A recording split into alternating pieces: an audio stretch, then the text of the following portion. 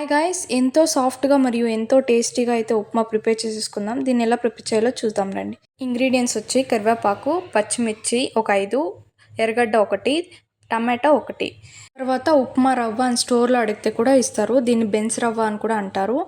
ఇప్పుడు ఒక ప్యాన్ తీసుకొని అందులోకి 1 టేబుల్ స్పూన్ అలా ఆయిల్ వేసుకొని కొంచెంగా ఫ్రై చేసుకోండి. ఒక 2 మినిట్స్ అలా. ఇలా చేసుకున్న తర్వాత అదే ప్యాన్లో ఒక 2 టేబుల్ స్పూన్ వరకు ఆయిల్ యాడ్ చేసుకోండి. ఆయిల్ వేసుకున్న తర్వాత సాసులు 1 స్పూన్ వరకు వేసుకొని అది చిట్పట్లాడిన తర్వాత మనం కట్ చేసి పెట్టుకున్న టమాటో, ఆనియన్, పచ్చిమిరపకాయలు ఉంటాయి కదా, కరివేపాకు, అవి వేసుకొని ఒక 5 మినిట్స్ అలా ఫ్రై చేసుకోండి. ఇలా బాగా మగ్గిన తర్వాత మనం వాటర్ అనేది యాడ్ చేసుకోవాలి. నేను రవ్వని ఈ గ్లాస్లో కొలుచుకున్న 3 గ్లాసెస్ అలా తీసుకున్నా. 3 గ్లాసెస్కి ఒక 7 గ్లాసెస్ వరకు సరిపోతుంది వాటర్.